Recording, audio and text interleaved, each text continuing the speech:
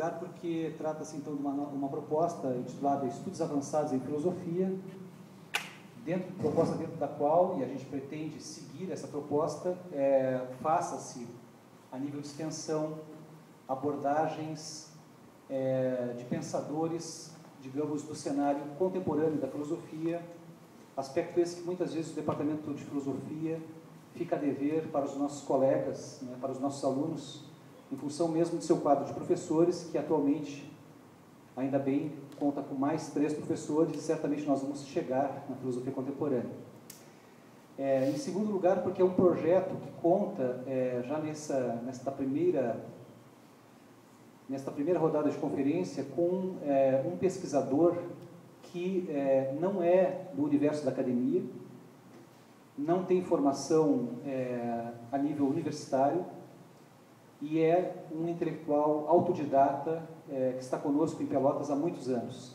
Há mais de 20 anos, o Jarbas Lazari acompanha o debate do Departamento de Filosofia, que começou aqui dentro desse prédio ao lado, o Instituto de Ciências Humanas, na época em que vinham nos visitar nomes como Scarlett Martin, Ernildo Stein, na Faculdade de Direito, e o Jarbas sempre manteve interlocução com esses professores que vinham fazer conferências e também com os professores do departamento, entre eles o professor Delamar Volpato Dutra, que foi nosso professor, o professor João Robos e outros professores. Então é um prazer ter o Jarbas aqui, neste primeiro momento do projeto de extensão. Dizer só que ele comanda na Rádio Com há 10 anos um programa chamado Samba e Liberdade, programa esse que lamentavelmente não é gravado e que a gente acaba perdendo, né, de poder reescutar, né, agora está sendo, né, mas há 10 anos tudo perdeu-se, tudo que era sólido desmanchou-se no ar. Nós vamos então passar imediatamente por Jarbas, dizendo que ainda essa semana adquiri uma obra aqui em Pelotas, que certamente não foi ao acaso, e que pelo nome aqui era do Beckenkamp, do Joãozinho, né? Uma obra do Hernani Maria Fiore chamada Filosofia Atual. Trata-se de uma conferência dele, uma aula inaugural, que ele proferiu na Universidade do Rio Grande do Sul, em 1956, e a filosofia atual, em 1956, o debate do Fiore era com pensadores como Sartre, Hegel, Marx, Kierkegaard, Dilthey, Blondel, Bergson, e culminava em Heidegger. Ou seja, há vários temas aqui, alguns autores como Heidegger, Marx, que certamente nós vamos abordar, estão mesmo nos títulos das conferências que o Jarbas irá proferir. Então, um bom começo de evento a todos nós, e depois da conferência dele, podemos fazer um debate. E já agradecendo o convite, modernidade e mundo atlântico e Brasil. A modernidade a gente pode caracterizar a partir do século XVI, a aventura dos descobrimentos, a configuração de uma transição do mundo feudal para as relações sociais capitalistas, um processo lento, contraditório, e as revoluções, ou seja, o advento do que eu chamo a poética da política, é um termo que não é usual, é um conceito que eu venho desenvolvendo, a criação da liberdade, poética no sentido de poiesis, invenção da liberdade, ou seja, a luta de camponeses na Europa ocidental, trabalhadores escravizados da África, através do tráfico de escravos negreiros, da África para as Américas, a plebe urbana na Europa, a partir do século XIV, a revolta do Siompe, a plebe urbana em várias cidades da Itália, por volta de 1386, um conjunto de eventos que vem, portanto, desde o século XV, constituindo de forma complexa, intermitente, nas brechas das formas dominantes de sociabilidade, um projeto que eu denomino uma democracia selvagem da plebe. Ou então, poderíamos dizer, uma democracia selvagem das multidões, para lembrarmos um conceito, multitude, que vem de Spinoza, que Spinoza, na verdade, retoma de Maquiavel, e que é desenvolvido na contemporaneidade por Antonio Negri, um pensador marxista italiano, que agora em agosto faz 80 anos.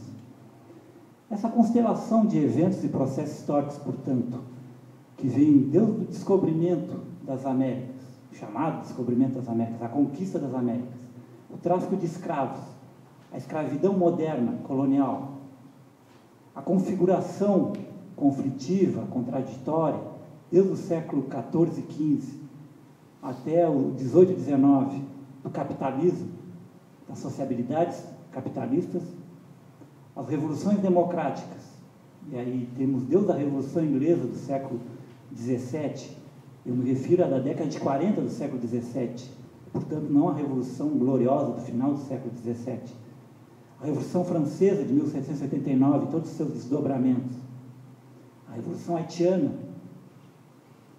a Revolução da Independência dos Estados Unidos, a partir de 1776, e depois a configuração do movimento dos trabalhadores na Europa, depois nas Américas e se mundializando a partir do século XIX, tudo isso compõe o mundo moderno. E o mundo moderno é também profundamente o mundo do capital.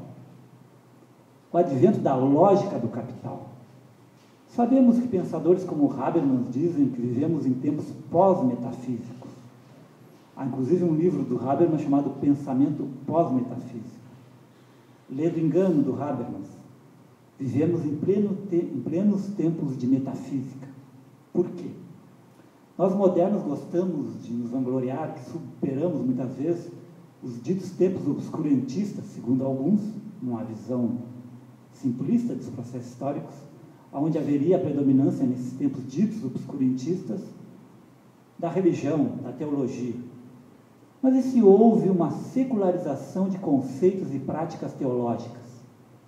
Não uma simples continuidade da religiosidade, mas uma transfiguração desta. Já dizia um sociólogo francês, Marcel Cauchet, de que o cristianismo é a religião da saída da religião. Mas essa saída da religião não deixa de prefigurar uma continuidade subterrânea. O subterrâneo da modernidade é teológico. Ouçamos Karl Marx, é um convidado. Eu já esclareço. Aqui diz Rui Fausto e Karl Marx. São convidados para a nossa conversação. Não pretendo comentar Karl Marx. Primeiro porque uma palestra sobre Karl Marx seria mais do que insuficiente, um pensamento dessa complexidade. Segundo, eu não sou marxista. Ou seja, eu considero de que a contribuição de Marx é decisiva, é indispensável, mas mais do que insuficiente para pensar a modernidade. E eu poderia falar com relação a todos os outros pensadores importantes. Nenhum deles nos dá uma reflexão capaz de abarcar a complexidade do que é a contemporaneidade, ou o que eu chamo a modernidade mundo. Portanto, Marx é um interlocutor, é um convidado, como Rui Fausto, pensador brasileiro, nascido em 1935 em São Paulo, que está, portanto, com 78 anos. São nossos convidados, não são nossos guias. O que nos diz Marx no Capital, no livro enigmático, pouco lido, agora, nos últimos 20, 30 anos, bem mais lido no circuito acadêmico. À primeira vista, a mercadoria parece uma coisa trivial, evidente. Analisando-a, vê-se que ela é uma coisa muito complicada, cheia de sutileza metafísica e manhas teológicas. Vejam bem, ele diz que a mercadoria é uma coisa muito complicada, cheia de sutileza metafísica e manhas teológicas. E logo depois ele fala de que poderíamos e deveríamos levar em conta, de forma analógica, a questão da religião para pensarmos esse mundo do capital. Porque realmente o capital é muito estranho. Há o valor de uso, a produção de objetos, bens de utilidade imediata, mas há o valor de troca. E isso é o Marx, chamado pelos comentadores Maduro, o capital. Muitos desses comentadores colocam que é o Grundrisse, um marco, vamos dizer, desse Marx, a partir da contribuição da crítica da economia política, em 1857-58, do Grundrisse, e o Capital, o primeiro volume, ele é publicado, editado em 1867. Portanto, aí nós temos, a partir do final da década de 50 do século XIX, o Marx dito maduro pelos comentadores. O Marx da elaboração da crítica da economia política. Nessa elaboração da crítica da economia política, Marx vai criticar autores como Adam Smith, Ricardo, da economia política clássica inglesa. E ele vai expressar e apresentar o caráter bifacético do trabalho, enquanto ao mesmo tempo abstrato e concreto, que por sua vez se representa na mercadoria, essa senhora metafísica que ele se referiu há pouco no Capital, que se representa na mercadoria do trabalho, também como uma coisa dual, enquanto unidade indivisa, o valor, enquanto valor de uso e valor. Marx pensa o valor como uma objetividade fantasmagórica. Vejam bem o termo. Estamos diante de um mundo da modernidade, da lógica do capital, teológico, metafísico, e uma objetividade fantasmagórica, fantasmagorias, espectros. Aliás, eu utilizo e desenvolvo há muito tempo um conceito, os espectros da escravidão. Ou seja, para pensarmos a formação histórica brasileira e do mundo ocidental moderno, atlântico, de forma ampla, nos defrontamos com espectros da escravidão, que são irmãos, ou primo-irmãos, pelo menos, dos espectros do capital. São indissociáveis deste, e ao mesmo tempo não são redutíveis a este, aos espectros do capital. Portanto, o valor é uma objetividade fantasmagórica, segundo Marx, concernente ao conteúdo abstrato, intrínseco à mercadoria. O valor de troca consiste na forma mediante a qual este conteúdo aparece no interior da relação de troca entre mercadorias diferentes entre si. O trabalho no capitalismo não é um processo somente material, mas uma relação social fundante. Ele constitui-se como processo de valorização de capital, mediado por uma relação de produção, forma-valor, que o converte no que ele nunca havia sido até então, uma mediação histórico-social fundamental. É importante a gente pensar que uma das novidades do mundo moderno capitalista é o advento do trabalho como forma social fundante, central. O que eu quero dizer com isto? O marxismo tradicional e várias passagens de Karl Marx, não vamos tirar a responsabilidade do grande pensador, do velho Mouro, Marx, em vários momentos do marxismo tradicional e em Marx, há uma visão do trabalho como uma forma transhistórica, ou seja, o trabalho seria uma essência do humano. Em qualquer forma social humana, o trabalho seria uma relação social fundante. Lê do engano. A boa historiografia, a boa antropologia, ao longo dos últimos 2 séculos pelo menos, e a reflexão filosófica mais inovadora da contemporaneidade nos coloca com lucidez e razão, ao meu ver, que o trabalho é fundante e central no domínio do capital, ou seja, nas sociedades modernas capitalistas. As sociedades não capitalistas, vamos dar um exemplo clássico, conhecido relativamente bem pela historiografia do século XX, Jean-Pierre Vernant, Pierre Telnaquet e tantos outros historiadores importantes, não só franceses.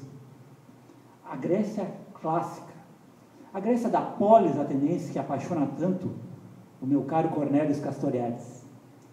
Mas essa Grécia também, no caso da cidade-estado Atenas, onde se realizou de forma mais radical a democracia direta, é espaço social do trabalho escravo. Intenso trabalho escravo na Grécia, nessa polis, em especial a polis ateniense, para não falarmos de forma genérica a Grécia clássica. Portanto, o trabalho escravo, uma economia que produz parcialmente em termos para o mercado. E de forma mais intensa isso ocorrerá, indo um pouco além, em termos cronológicos, no Império, na República e no Império Romano. A presença de formas escravistas. Portanto, aí há trabalho. Sim, mas o trabalho diferente do moderno. Vejamos bem, Na polis ateniense, o estatuto, a relação social fundante é política. Você é escravo, você é meteco, estrangeiro, você é mulher, porque você... E esses estatutos são definidos a partir da condição que eles não têm, ou seja, eles não têm cidadania. É o estatuto político da cidadania que é a relação social central na cidade-estado Atenas. A partir dele, ou seja, da exclusão dessa condição, você, sendo mulher, está excluído da cidadania, sendo escravo, você está excluído da cidadania, sendo meteco estrangeiro, você não é cidadão. Essa é uma relação social fundante na cidade-estado Atenas. É a política.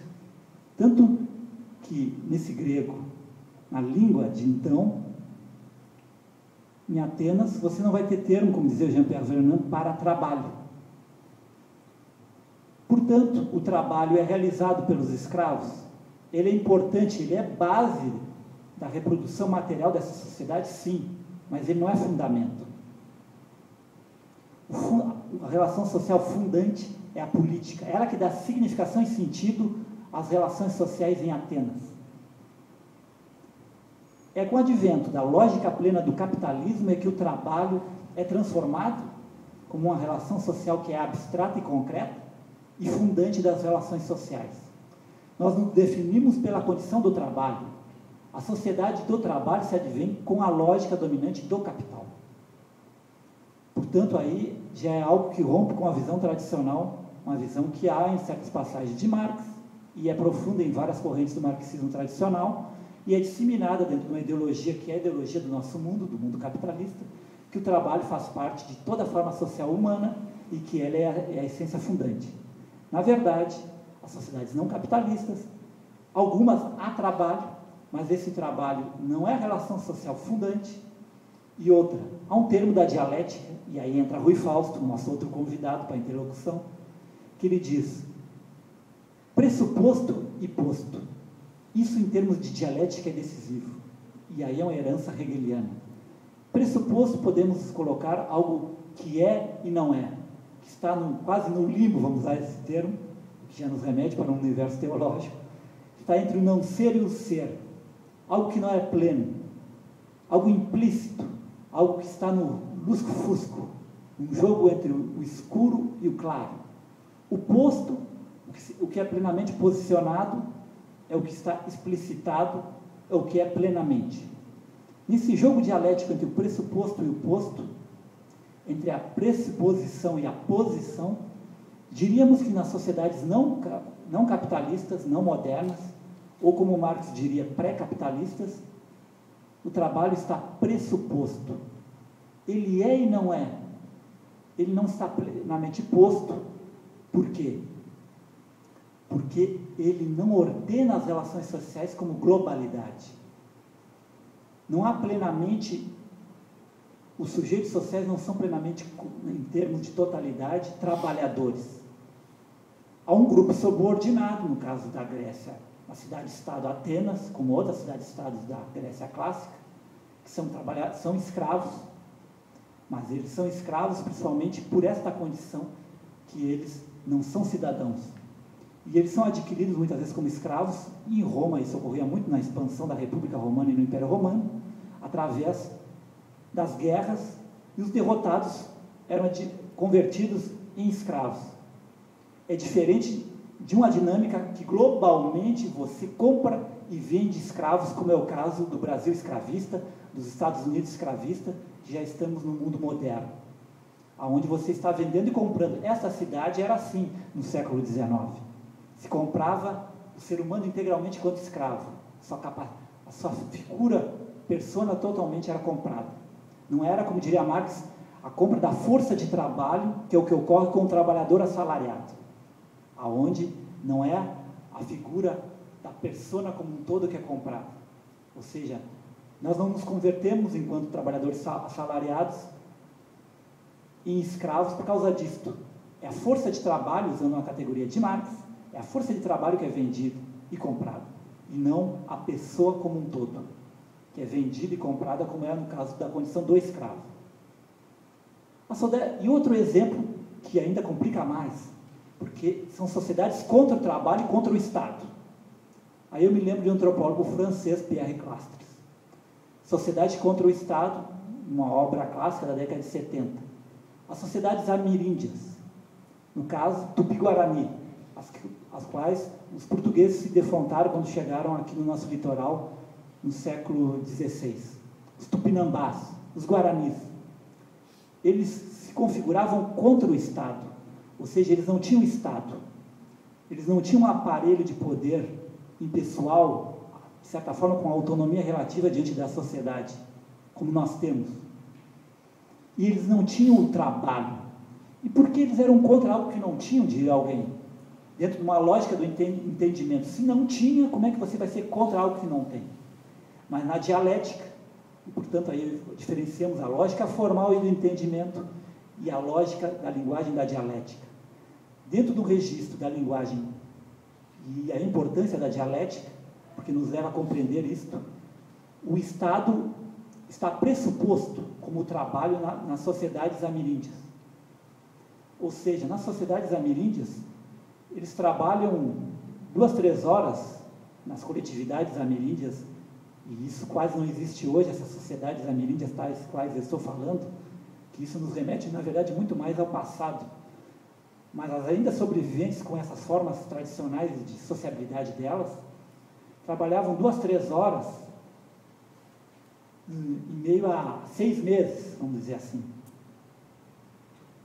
Elas não tinham Estado, mas elas tinham um elemento que é a chefia, que se colocava como ameaça de se configurar como tal, de se configurar com a tal autonomia que pudesse constituir uma dimensão própria, autônoma de poder coercitivo, com o monopólio da violência, como se diz, se define o Estado.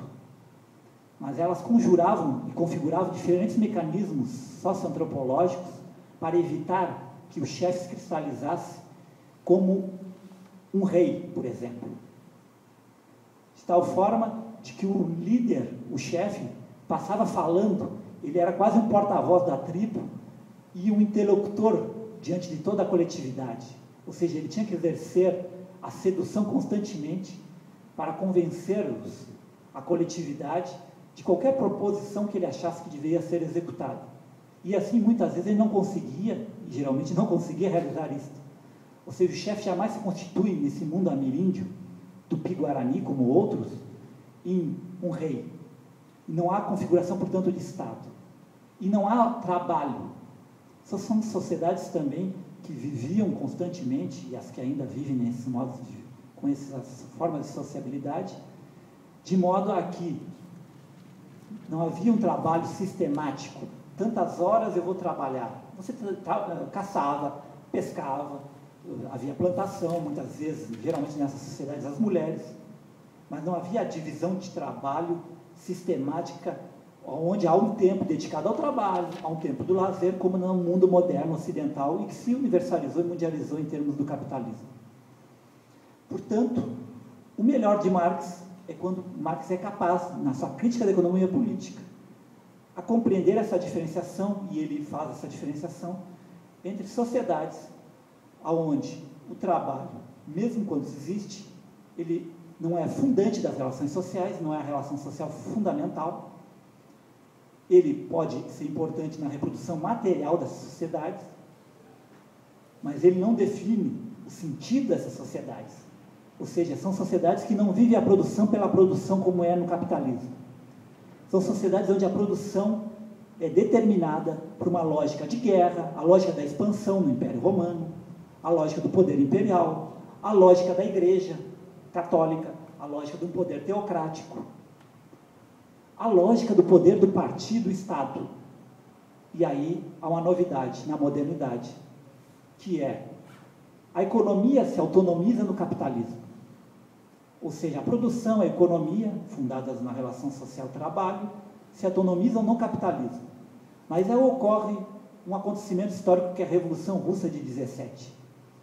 E vai surgir a partir daí o que se denomina de forma vulgar o socialismo real, que eu, na esteira do Rui Fausto, denomino como sociedades despótico-burocráticas, aonde a lógica do capital não é a lógica fundante das relações sociais, mas sim o partido-Estado, No início, na Rússia, que vai se configurar como União Soviética, os bolcheviques, constituídos como Partido Comunista da União Soviética.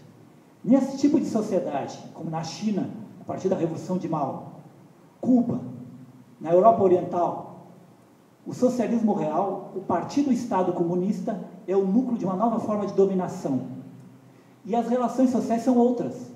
Ao contrário do que a gente pensa na modernidade, onde existe relações socioeconômicas, economia, política, cultura, religiosidade, diferentes esferas de ação social que têm autonomia relativa à própria arte. No mundo não capitalista, no mundo pré-capitalista, muitas vezes a arte estava imantada ao campo do religioso. A religião imantava todas as relações sociais. Inclusive o trabalho era imantado aí. Um Estado teocrático como o incaico, por exemplo, o Inca, que era o chefe político, militar, religioso, todos serviam a ele.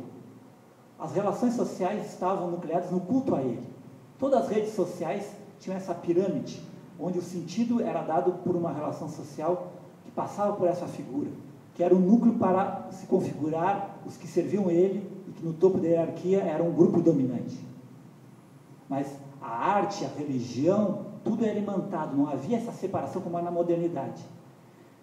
O socialismo real parece que é uma forma de modernidade, uma sociedade industrial, a industrialização intensa, a partir da Revolução Russa, aonde retoma-se uma condensação, aonde o econômico perde autonomia diante do poder, dessa forma, a partir do Estado, onde o político, econômico, cultural são imantados numa relação social que tende a uma certa homogeneização.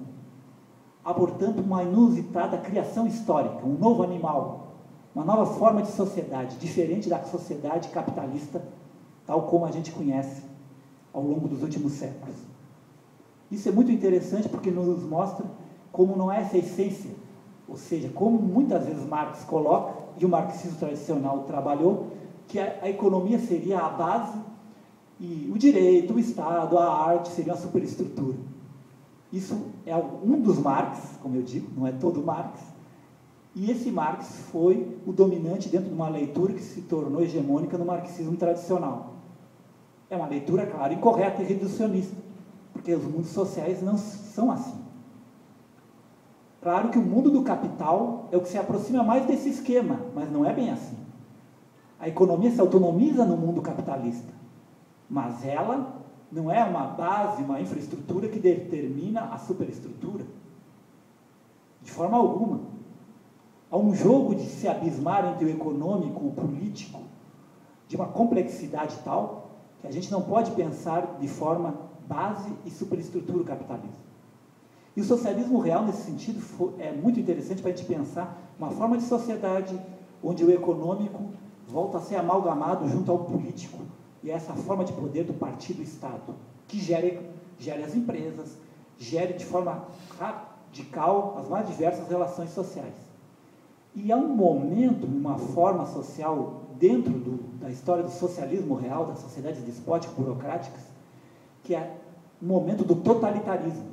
O stalinismo, o maoísmo, e que a gente pode, em outra evolução histórica, no totalitarismo de direita, o nazismo, pensar num esquema onde surge uma figura que lembra os déspotas antigos, o Inca, o faraó, lembra, mas não é exatamente isso. É diverso disso. Que é a figura do egocrata, para usar um termo de Claude Lefort, filósofo francês do século XX, do século passado, já falecido, no início desse século. Claude Lefort fala do egocrata se referindo a Stalin, mas também a Mao Tse-tung, poderíamos falar até de Fidel, quando estava plenamente no comando do Estado cubano.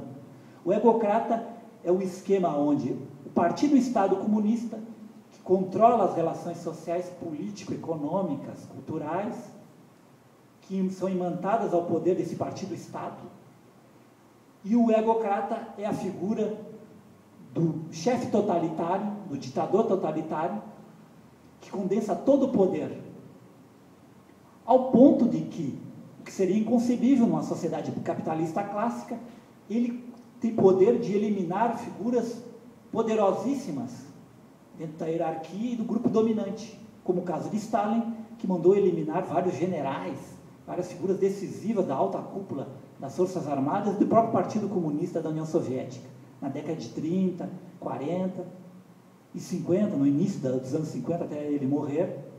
Ele eliminou grandes figurões, grandes figuras poderosas do grupo dominante.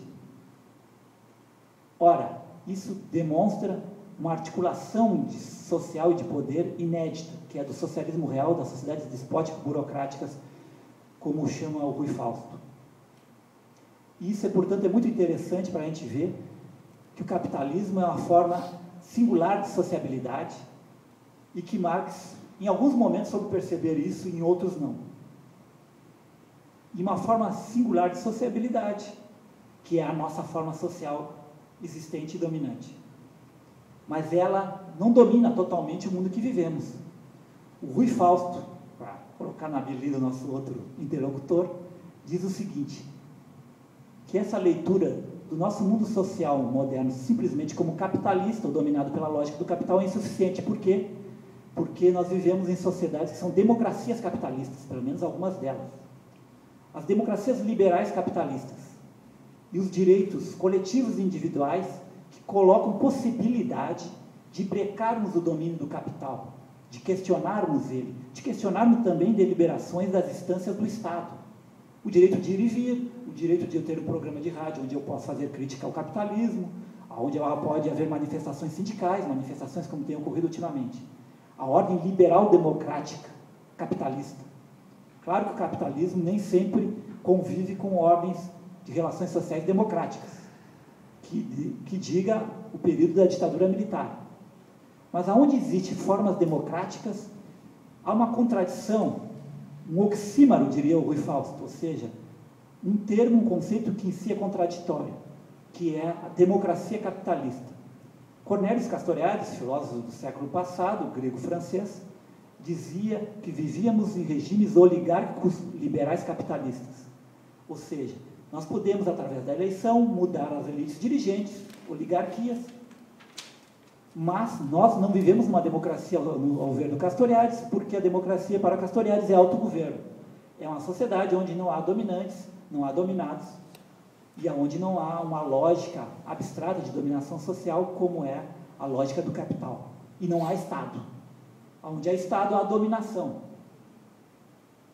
Portanto, democracia capitalista ou regimes oligárquicos liberais capitalistas, vivemos uma contradição na modernidade, uma contradição entre um polo, que é a condensação, a consolidação e às vezes a cristalização da conquista das lutas de operários, de mulheres, de movimentos sociais mais diversos, que colocou um polo, que colocou limites à lógica do capital e do Estado moderno nacional, e coloca possibilidades, que não é algo determinado, possibilidades, ou seja, abertura para com que coletividades e indivíduos possam questionar o poder do domínio do Estado, do capital, colocar limites, inventar direitos, reivindicar novos direitos. Diz Claudio Lefort que a democracia é, por excelência, a invenção de direitos, é um processo incessante de conflitos sociais e de invenção de direitos. Portanto, vemos que a modernidade, o mundo moderno, o mundo onde é tramado isto que nós chamamos Brasil, o mundo atlântico, é um mundo agitado e conflituoso, onde se há a lógica do Estado, também uma lógica de abstração, de um poder impessoal, o Estado nacional, que se consolida e se constitui ao longo do século XIX, se há, por outro lado, a lógica do capital, poderosíssima e em expansão seu poder nas últimas 3 décadas, também há uma dinâmica democrática.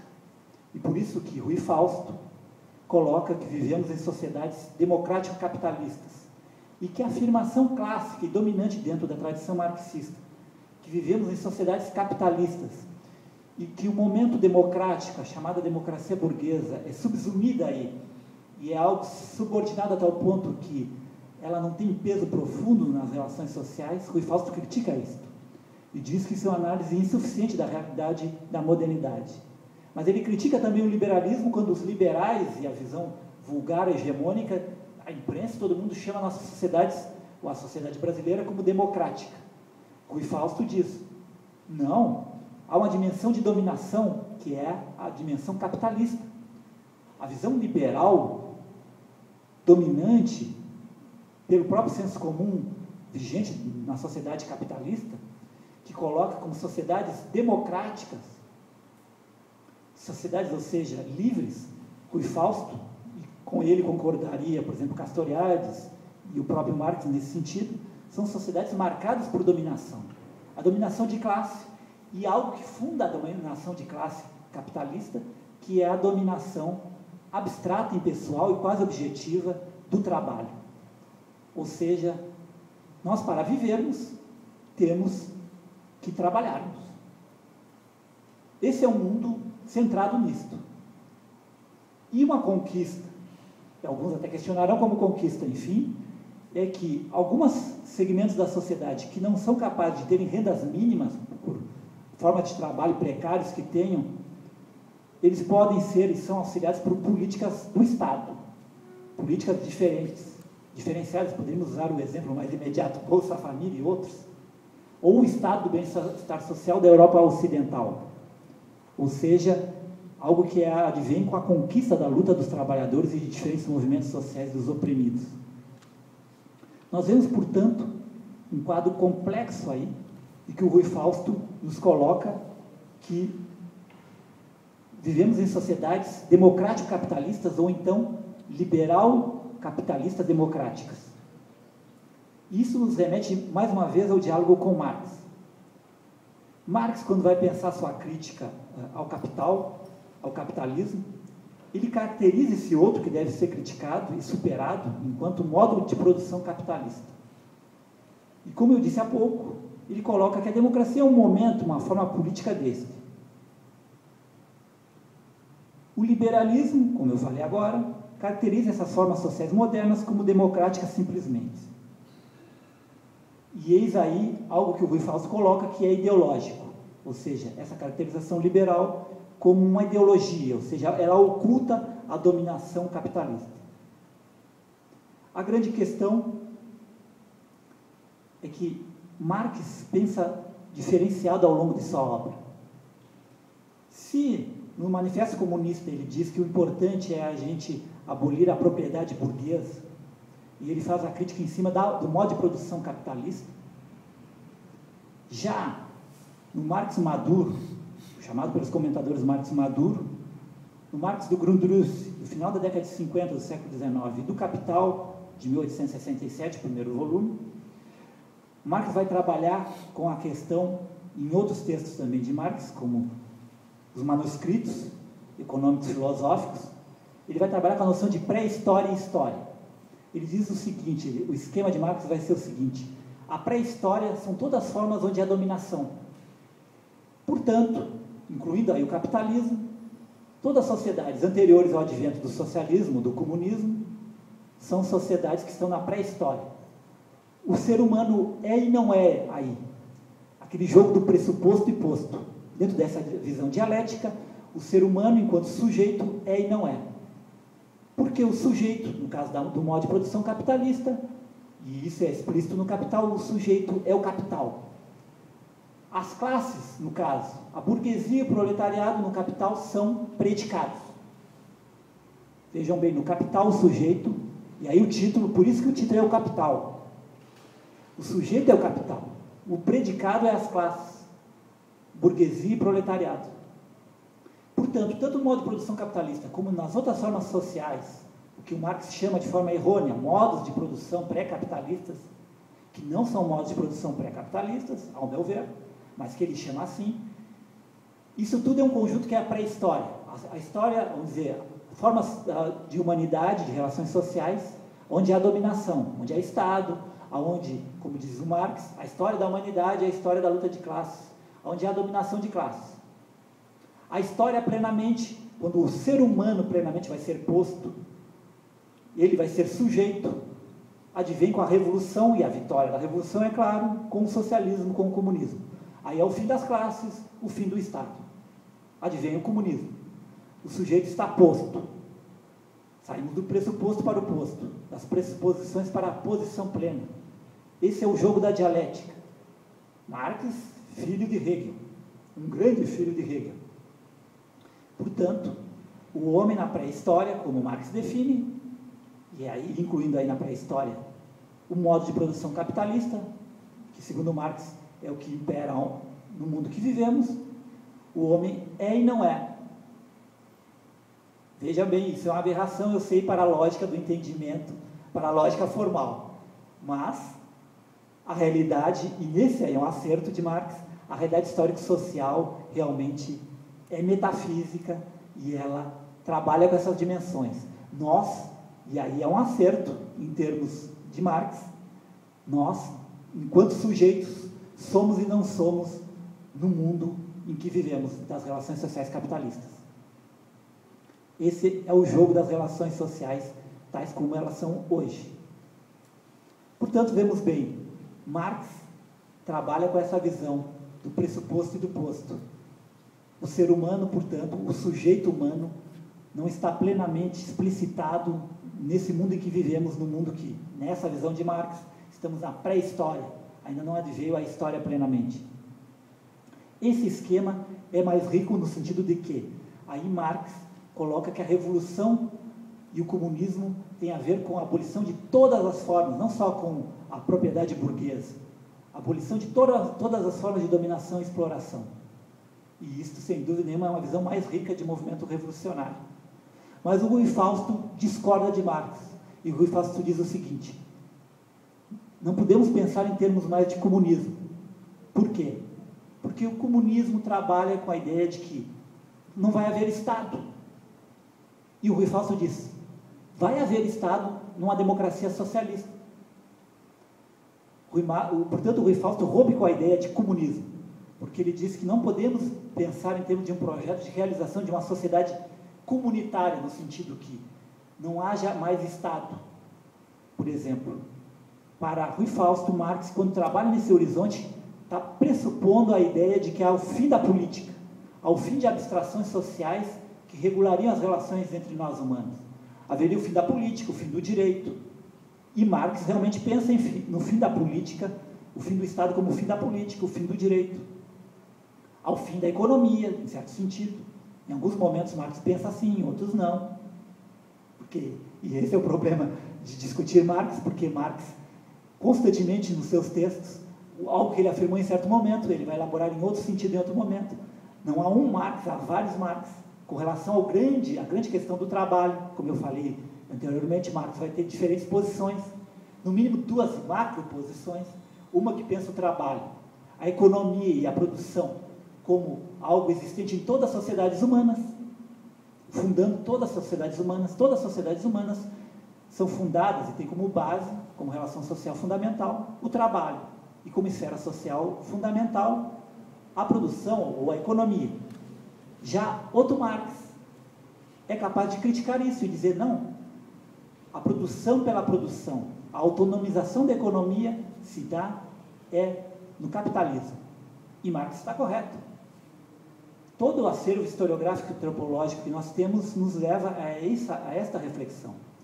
Ou seja, é no capitalismo que a produção, que a economia se autonomizam de tal forma que se torna um elemento fundamental nas relações sociais. Mas não ao ponto de dizermos que a totalidade das relações sociais da modernidade é subsumível ao econômico ou ao trabalho. Porque, como eu disse, há um jogo de conflitos onde a modernidade é trabalhada por uma lógica que questiona o domínio do capital e do Estado. E isso é central porque não podemos definir as sociedades capitalistas ocidentais, ou liberal-oligárquica capitalistas, como diria o Rui Fausto, e convergiria nesse sentido Castoriadis, não poderíamos definir e não devemos defini-las como totalitárias. E sabemos que há autor importante que define elas como totalitárias. E ele morreu ano passado, Robert Kurz, importante pensador alemão, que colaborava na Folha de São Paulo, ao longo da década de 90, início desse século XXI, que defendia esse termo. Esse termo não é adequado para sociedades que são contraditórias, conflitivas, e aonde nós somos e não somos livres. E isso é a grande questão.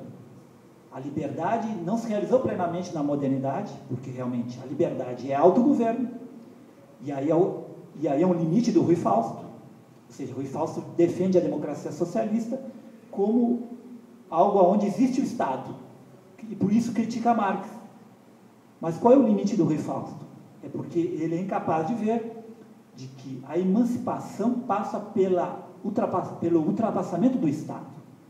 O Estado é um polo de poder e dominação, mesmo onde não se constitua uma classe dominante no sentido clássico, seja os senhores feudais, no mundo do feudalismo, seja a burguesia, no capitalismo liberal clássico do século XIX e parte do XX, mesmo aonde, e aí eu me refiro ao socialismo real, aonde há uma instituição que é o partido-estado, que condensa o poder, e aonde se constitui um grupo dominante, ou seja, não é uma classe dominante no sentido capitalista, mas é um grupo dominante. E aí isso é interessante, é outro tipo de relação dos dominantes com os dominados. A relação do socialismo real é diferente da burguesia com os trabalhadores e a população em geral que há no capitalismo, até por causa de um elemento decisivo. No capitalismo liberal, e isso foi uma construção dos trabalhadores, a luta constante dos trabalhadores abriu essa brecha enorme que é a possibilidade de questionar o poder da burguesia e colocar um limite à dominação do próprio Estado. E se construiu, através dessas lutas, de forma conflitiva e contraditória, o que usualmente se chama hoje, ao longo do século XX, foi se construindo o Estado Democrático de Direito. Claro que o Estado Democrático de Direito, ele vive essa contradição, ou seja, a contradição de que elementos democráticos, consubstanciados em direitos coletivos individuais, são brecados e profundamente fraudados cotidianamente pela lógica produtora da desigualdade, da heteronomia, do fetichismo, né? Que é essa lógica do capital, essa lógica do fetichismo da mercadoria, do fetichismo do trabalho, e outra, o fetichismo do direito. Porque uma sociedade emancipada, e em termos, aí temos que concordar com Marx, e uma sociedade livre é uma sociedade que ultrapassa o marco do Estado e do direito. A forma direito, no sentido moderno, se configura como uma arbitração social que se autonomiza diante de nós. É o fetiche do ordenamento legal, de tal forma que ele nos governa cotidianamente muito mais do que nós mesmos podemos pensar. Ou seja, imaginemos as regras que cada corporação, instituição e as regras globais de um Estado nacional e até regras internacionais que, estabelecidas e determinadas, duram décadas e décadas e não são questionadas. Assim é. Ou seja, nós somos brecados constantemente por essa forma heteronômica que se consubstancia no direito, que se consubstancia no Estado, se consubstancia também nessa dominação abstrata impessoal, que é o trabalho. Aí nós temos esse mundo do capitalismo liberal, oligárquico, democrático ocidental, complexo e contraditório. Esse mundo que viu um desafio à sua dominação, que criou outra dominação. A partir da Revolução Russa surgiu outra dominação, a dominação do socialismo real. Radicalmente diversas, ambas das dominações ditas pré-capitalistas ou não capitalistas. Ou seja, aquelas dominações não eram fundadas no econômico, porque o econômico, nessas outras sociedades, seja na sociedade da Grécia Clássica, Roma Antiga, ou nas sociedades ameríndias de outra forma, num conjunto, se quisermos dizer, do mundo dessas sociedades pré-capitalistas de forma ampla, que são extremamente diversas entre si, mas no momento estou utilizando só para uma comparação com o capitalismo, são formas de dominação que não há autonomia do econômico, não há, portanto, a predominância da produção pela produção, não há desmedida do valor, que isso é o núcleo dessa lógica que Marx analisou bem no Capital. O valor se valorizando a si num processo de desmedida, que a gente vê bem nesse jogo aonde, no capitalismo contemporâneo, mais do que o que é produzido, o valor de trilhões de dólares em termos de produção de bens e o movimento de serviços, o capital financeiro supera isso largamente há muitas décadas já. Isso nos remete a outra discussão também de Marx, que não é o tema do momento, que teremos que fazer um seminário só sobre o capital, sobre isso, E eu provavelmente acho, poderia estar errado, que não sei se encheria isso, o pessoal teria, porque realmente o Capital é uma obra que em certos momentos eu admito, é chata, apesar de ser maravilhosa depois ao longo. Eu sou um apaixonado pelo Capital ao ponto de que já estou na terceira leitura do Dito Cujo, uma obra extraordinária, uma das maiores obras da história do pensamento humano, mas tem momentos chatos, pesados. A linguagem é uma ruptura, porque a dialética marxiana e toda a herança do legado hegeliano ali está pesado, densamente. Portanto, não é nada fácil, mas no Capital tem essa questão do capital fictício, que tem correlação com o capital portador de juros. Essa é uma grande discussão central para a gente pensar o mundo do capitalismo financeiro contemporâneo, o mundo do virtual, das redes. A gente vive no mundo isso, nessa dinâmica, que tem a ver também com as transformações tecnológicas, mas mais do que isso, com a dinâmica do próprio capital enquanto dinheiro que se autonomizou, ele se autonomizou diante de nós. Essa autonomia é impressionante.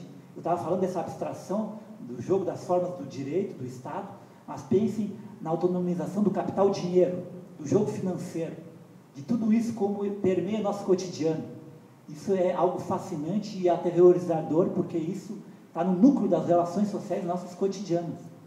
Nós somos governados por isso muito mais do que pelo Estado Nacional, muito mais do que por preceitos de qualquer outro tipo. Cotidianamente, é o subterrâneo, obsceno e central da nossa modernidade. É essa lógica da autonomização, da valorização sem fim do capital. Nesse sentido, Marx ainda é muito atual para nós e é um interlocutor indispensável. E não só o Capital, como a obra anterior dele, publicada o ano passado pela editora Boitempo, Grundrisse, que é uma obra do final da década de 50, uma grande obra, que também é muito importante nesse sentido. Portanto, nós estamos aí diante dessa modernidade, dessa dialética do capital, essa dialética do Estado, que também se autonomizou, se construiu como Estado-nação moderno, as formas jurídicas, a forma direito, e ao mesmo tempo foi invadido pela exigência, desde a Revolução Francesa e norte-americana no século XVIII, a exigência da soberania popular. O povo é o soberano. Aí há uma conquista, sim, a exigência democrática. O povo é a fonte do poder, ele é o soberano, não é mais o rei. Mas peraí, o rei era o soberano, mas o soberano dos soberanos era, e aí o esquema teológico, e aí um autor interessante para a gente colocar na discussão, na próxima terça eu vou trazê-lo, o italiano Agamben, tem a revista Cult, fala sobre ele, a última, Giorgio Agamben, talvez o mais importante filósofo da contemporaneidade, provavelmente o maior filósofo dos vivos, o Giorgio Agamben, que é essa questão do soberano. Então, o soberano é uma categoria teológica, e a democracia moderna está amarrada nela. E grandes pensadores, geralmente, e aí Jean-Jacques Rousseau também, no contrato social. Então, nós substituímos essa figura que, na verdade, é teológica, ali está Deus, ele é um presente ausente, vamos pensar dialeticamente. Na soberania popular, o presente ausente é Deus, é o teológico, só que secularizado. Do rei, cortamos a cabeça do rei, a Revolução Francesa, antes dela, a Revolução do século XVII, cortou a cabeça de Carlos, a Revolução Francesa de Luís XVI, cortaram a cabeça. Mas a soberania popular é teológica. E o Estado moderno de direito tem esse construto teológico imanente a ele. E só nós podemos superar isso se nós superarmos a forma de direito, a forma política em termos de Estado. Liberarmos a política do capital, sim, mas também do Estado. Inclusive na sua formação de Estado moderno democrático. Ou seja, a soberania popular tem um construto, uma dinâmica, um dispositivo teológico imanente a ele. Assim como há um dispositivo metafísico teológico que nos remete à lógica do capital. O que houve, tanto no registro do capital, da produção pela produção, dessa autonomização do valor, quanto da autonomização da forma do direito, do Estado, é uma secularização do teológico. E isso é a metafísica da nossa cotidianidade.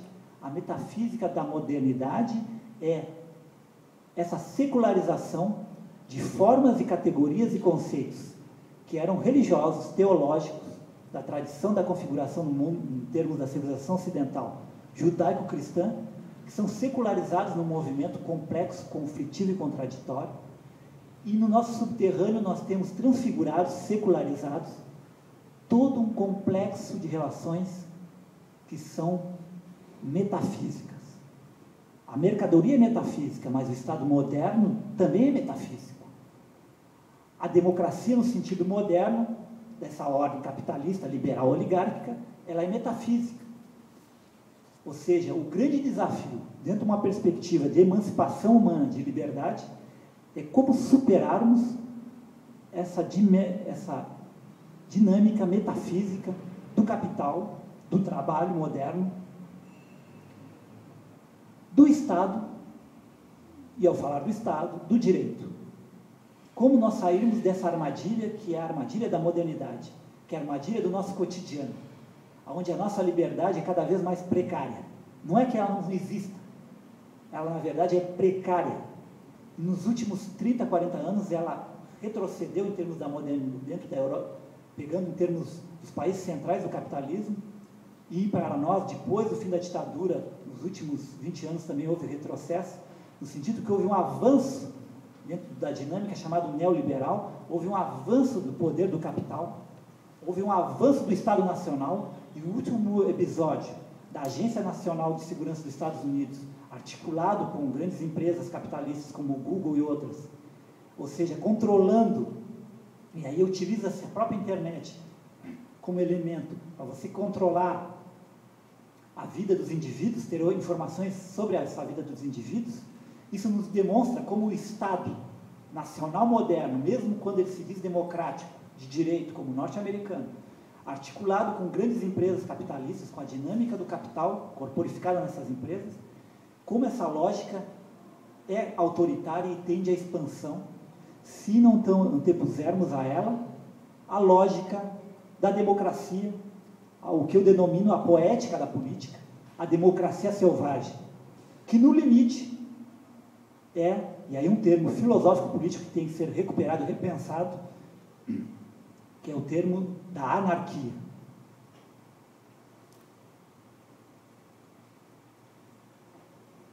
O que eu quero dizer com a anarquia? Não quero falar de bagunça, termo vulgar para a ideia. A anarquia, e aí eu já estabeleço um diálogo para vocês verem como esse ciclo todo vai ser cheio de pontes, e vai ter um específico sobre a anarquia, o anarquismo.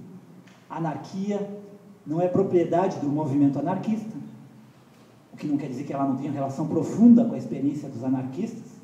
Quando eu falo anarquistas, eu me incluo essa tradição que me formou politicamente profundamente e que eu tenho um carinho extraordinário, a tradição anarquista. Eu fui criado entre sambistas, minha bisavó negra, e anarquistas, meu bisavô, que eu não conheci, italiano, os amigos dele, imigrante italiano e anarquista. Então eu fui uma coisa inusual, roda de samba, onde havia a herança do samba e havia a herança anarquista.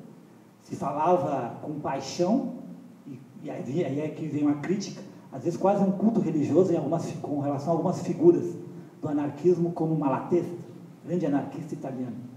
Mas, enfim, a anarquia remete aqui para uma praxis selvagem, uma poética da política no sentido de que coletividades humanas e indivíduos ao longo da história, as mais diversas, de forma intensa, desde o século XVII e XVIII, vêm inventando formas de democracia selvagem, ou seja, de autogoverno, ou seja, de contestação do direito enquanto forma do Estado, contestação do poder do capital, contestação do próprio trabalho. Ou seja, quando há a expansão, a partir do século XVII e XVIII, do trabalho escravo, a escravização nas Américas, a revolução do capitalismo, ou seja, a pré-revolução industrial do século XVII, depois a revolução industrial, o próprio Marx fala disso no Capital, a acumulação primitiva, há um processo de imposição a você da condição de trabalhador, senão você era preso, você era o vagabundo, o mendigo, você era obrigado a trabalhar.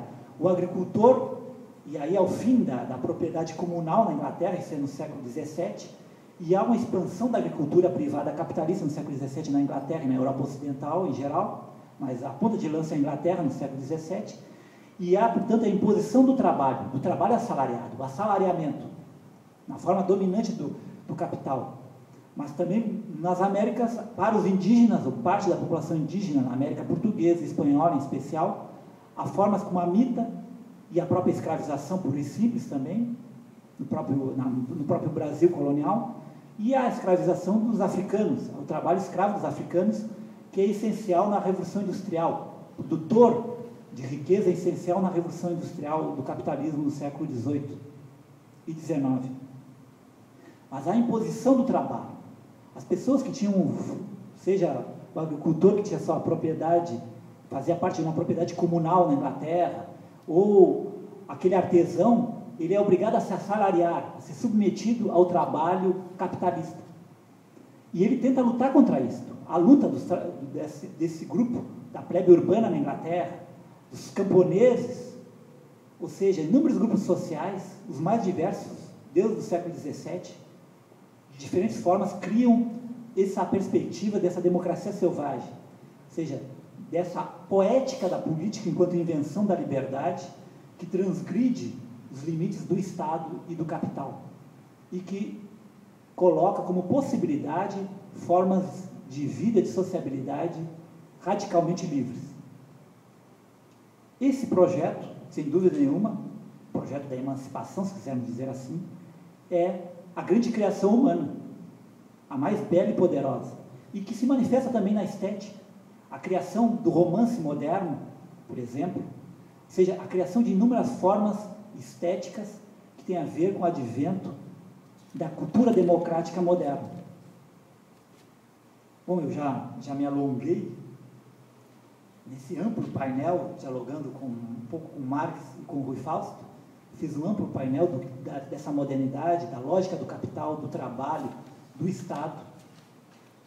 E aqui eu vou concluir, já que na próxima terça os interlocutores principais vão ser Slavoj Žižek, ou Žižek, como dizem, aí não vamos brigar por causa disso, e também o Agamben não está aqui citado, vou convocar George Agamben para uma conversação, mas vamos continuar nessa senda, pensando aí mais a questão também da estética um pouco, a pensar as sendas da modernidade do Atlântico, mas agora menos com Marx de companheiro, sem excluí-lo, ele sempre vai estar presente, menos Rui Fausto, que não quer dizer que ele também não apareça, mas os nossos dois interlocutores vão ser o Slavoj Žižek, Agamben e outros pensadores, e tentar também trazer mais a discussão estética junto com essa discussão ético-política, sempre tendo como horizonte isto, que é o projeto global, que vai pensar o mundo moderno, o nosso mundo, o mundo do capitalismo, o mundo da democracia moderna,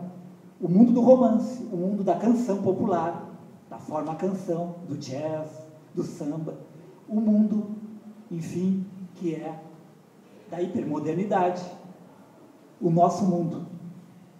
Eu agradeço a atenção de vocês.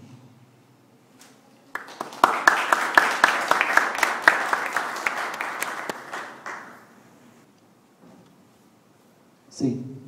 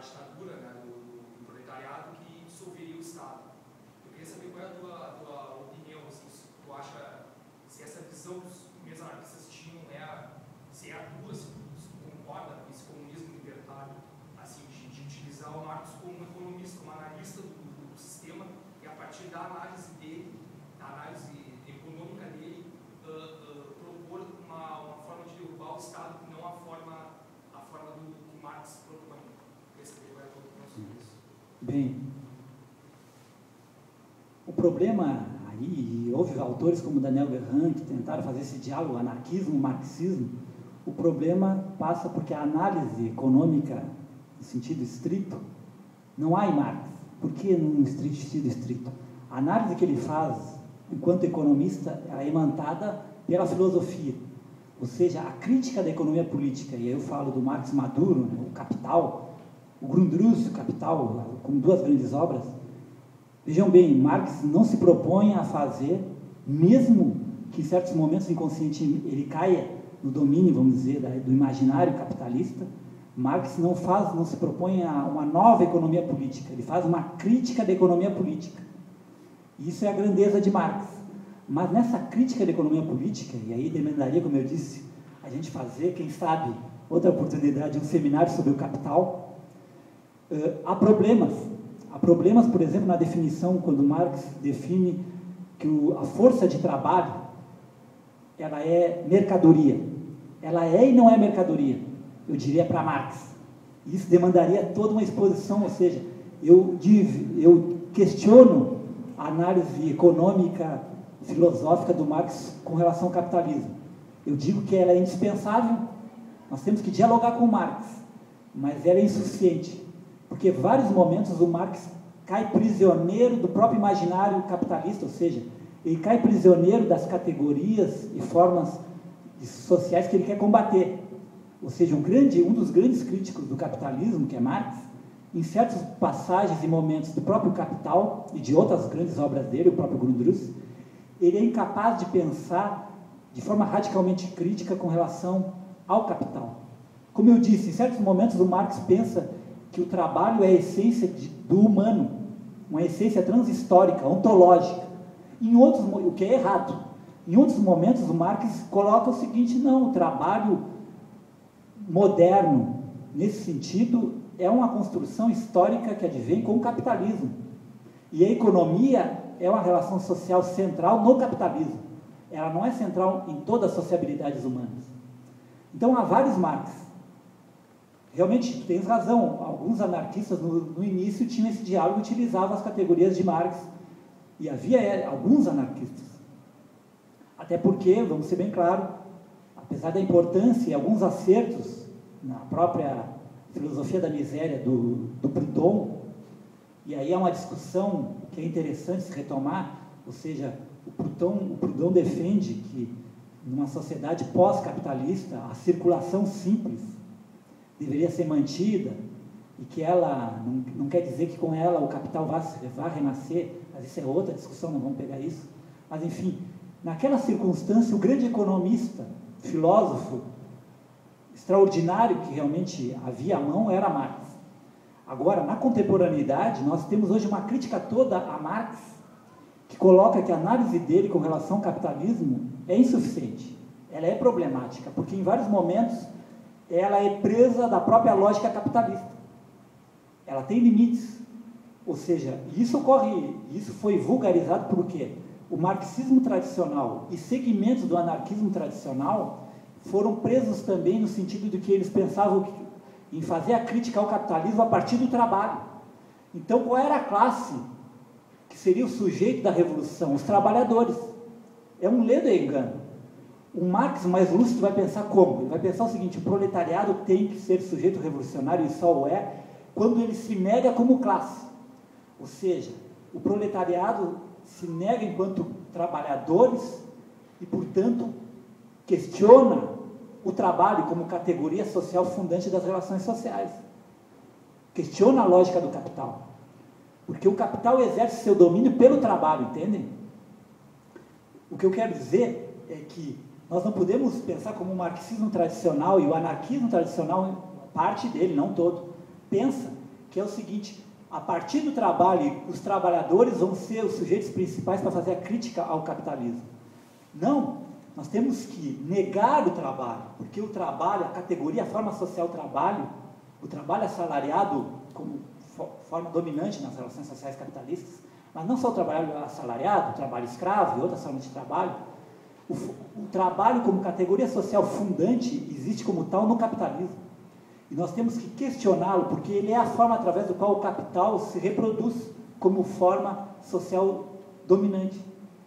Então, e é muito difícil realmente a gente pensar nesses termos, por quê? Porque a gente vive num mundo onde, isso no cotidiano, vocês veem na linguagem cotidiana, o trabalho é inquestionável. Isso é algo que o senso comum entroniza, porque realmente é um elemento fundante da forma de dominação do capitalismo, o trabalho. Ele é a forma através do qual o capital se reproduz. Jarbas, eu tenho... Bom, até onde eu consigo compreender toda a tua reflexão, que tu traz, enfim, todo conceitos novos, inclusive, toda uma abordagem que tem a ver com, tanto com o modo como tu aborda essas obras e também todos esses pensadores contemporâneos que tu está trazendo. Então, para mim tem basicamente duas articulações dentro da tua reflexão. Por um lado, é uma defesa de uma tese de que a lógica do capital nas sociedades modernas e contemporâneas, ela começa a se desenvolver, por um lado, com a Revolução Industrial, e como isso vem a partir do século XVI, a Revolução Industrial, e por sua vez a predominância do capital, só então acontece em virtude do regime da escravidão das sociedades modernas, ou seja, o que tu vai chamar do mundo atlântico, né? Que tu tocou basicamente. Então, quer dizer, por um lado, dentro da análise do Marx, que ele mesmo propõe, e depois o Agassiz, contemporaneamente, que se prestasse atenção nas categorias teológicas do movimento do capital, há uma substituição, por um lado, com a Revolução Industrial, de Deus para o capital. E isso vai ter um desenvolvimento. E, paralelamente, um pouco mais adiante, ainda dentro dos conceitos teológicos e subterrâneo que perpassa, com a Revolução Francesa, a lógica da democracia, sendo que o povo, então, vai assumir esse lugar. Então, na sociedade capitalista democrática, tem esses dois movimentos. Por um lado, o capital predominante como categoria fundante, a lógica do trabalho, que é a nossa lógica, né? E, por outro, a questão do povo. E justamente agora, nesse momento, um debate bem contemporâneo, inclusive de ontem para hoje, com o pronunciamento da Presidente da República, que ela, então, tenta, de novo, tirar, por um lado, passar do campo, do mecanismo, do domínio econômico, da lógica do capital, abrindo para uma manifestação do povo. E quem vai questionar, em primeiro lugar, isso é justamente as instituições de direito. O Supremo Tribunal Federal, a OAB, já entraram com a sua contraposição, né, entendendo que essa lógica não pode ser, que essa soberania não pode vir do povo, porque romperia com o Estado de Direito, com a Constituição estabelecida em 88. Então, gostaria que tu explicasse um pouco mais só isso, porque a tua reflexão vai bem ao encontro desses temas que estão acontecendo, né, hoje, digamos assim. Bom, até retomando, não cheguei à questão anterior, a ditadura do proletariado, e aí vem um problema, e aí a crítica anarquista clássica, ao meu ver, é correta. Ou seja, essa forma intermediária, esse período, tudo, ele pressupõe um Estado, e o anarquismo clássico corretamente questiona o Estado. E eu acho que o anarquismo clássico, o anarquismo tem razão aí. E como eu falei com a questão da categoria trabalhos, trabalhadores, que eles não são, ou seja, o proletariado tem que se negar enquanto classe, tem que negar a condição de classe, negar a forma social trabalho, para realmente ser um sujeito da emancipação revolucionária nesse sentido. Portanto, a ditadura do proletariado, ela, na prática política histórica, ela levou e abriu um caminho para equívocos extraordinários, ou seja, ela serviu para legitimar a ditadura do partido-estado totalitário. É isso que é o problema. Na história efetiva foi isso, ou seja, ela serviu para isso.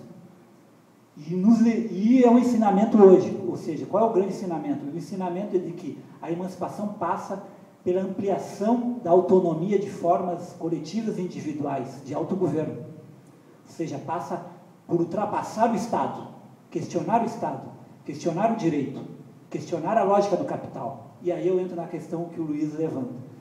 Eu falei, assim, agora vou explicitar mais isto. Essa lógica da modernidade é tanto do capital como emaranhado a ela, indissociável, mas não redutivo a ela, a lógica do Estado também. Essa lógica do Estado foi, vamos dizer, sofreu um impacto democrático de uma noção que ela é mesmo uma armadilha. Qual é a armadilha? A soberania popular. E eu falei sobre isso. Qual é a armadilha? A noção de soberania, ela é teológica. Rousseau ficou perdido aí. E boa parte do pensamento, às vezes até de esquerda. O povo, a soberania do povo. O problema é o seguinte, se constrói aí, e o povo vira também, ele é um soberano no sentido pior. O termo soberano que é o problema. A liberdade, a emancipação, é destruir a noção e o conceito e a forma soberania. O soberano. Porque o soberano tem um lastro teológico e metafísico. O soberano povo, na verdade, legitima o Estado democrático. Um jogo onde, por exemplo, coloca um limite ao poder do Estado, no sentido, vocês têm que levar em conta as demandas do sujeito povo. Mas quem fala em nome do povo? Lembremos uma gozação, uma piada que fez o Castoriadis quando esteve em Porto Alegre na década de 90, que ele disse: vocês imaginem o que é a metafísica da representação. De repente, e na época foi eleito, o presidente era o Collor, que é coisa piorada, mas imagine o Collor, pode ser até o Franklin Delano Roosevelt na década de 30 dos Estados Unidos. É uma metafísica realmente, mais uma vez a metafísica. Você vota, e aí o Espírito Santo não, mas a soberania popular, a voz do povo é imantada, sai dali, e os representantes, os eleitos, os congressistas e o presidente da República, no presidencialismo, é a voz popular. Ele é a encarnação da soberania popular, principal, não é o único. É o Congresso, é o Parlamento e é o presidente. Isso é um esquema teológico. A noção de democracia selvagem, de anarquia, no sentido político-filosófico mais radical, leva ao questionamento disso. Ou seja, a emancipação passa por romper com essa teologia e metafísica que está não só imantada na lógica, na categoria e nas formas do capital, do trabalho, mas também do Estado, inclusive do Estado democrático de direito. A democracia representativa capitalista é um processo, tanto pela sua dinâmica capitalista, pela dinâmica do Estado nacional, do Estado que se quer democrático de direito, é um processo teológico metafísico. Claro que nós não estamos diante do culto ao Deus judaico-cristão, mas nós secularizamos Deus. Deus está vivo, mas é outro Deus. Não vamos banalizar a mudança, a secularização é importante. Aí, um companheiro vai aparecer nessa discussão. Nietzsche. Nós deveríamos aí ter o outro interlocutor. Por quê? Porque realmente Deus, ele é uma morte que ele não está morto. Nesse sentido, é um morto-vivo. As fantasmagorias, espectros, verdade, ele é um morto-vivo. Ele é um morto-vivo que se encarnou via soberania popular, nas democracias representativas ocidentais, se encarnou no Estado Nacional, que se constitui hoje como Estado Democrático de Direito. Só vai ser morto de morte matada, como diria Guimarães Rosa, se nós ultrapassarmos o Estado, o direito, o capital e o trabalho. Eles, na modernidade, eles são indissociáveis. E eles vão se desdobrar de forma diferente. No socialismo real, o desdobramento dessas categorias e formas é um. No capitalismo, é outro. E no capitalismo não é só um desdobramento. O capitalismo do Estado do bem-estar social tem um tipo de desdobramento dessa dinâmica capital, trabalho, Estado, direito, que é diferente do capitalismo dos Estados Unidos e de todos que vão nessa esteira.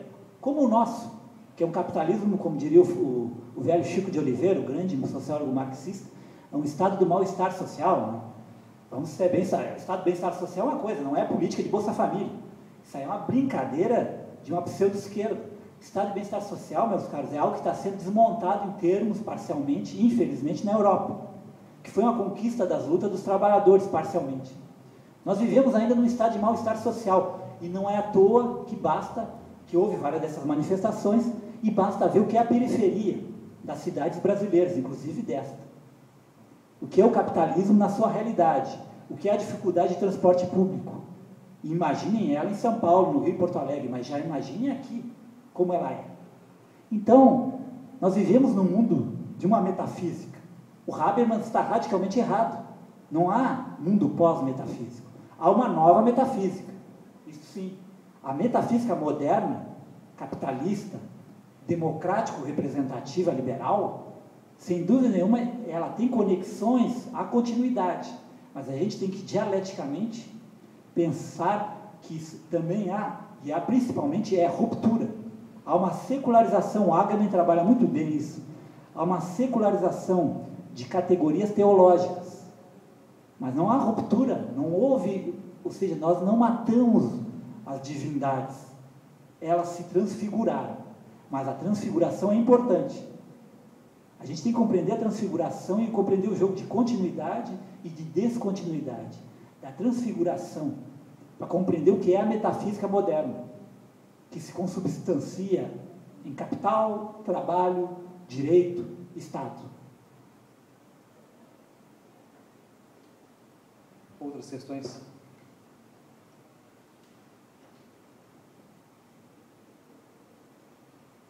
Bem, então eu acho que a gente já tem bastante para pensar, né?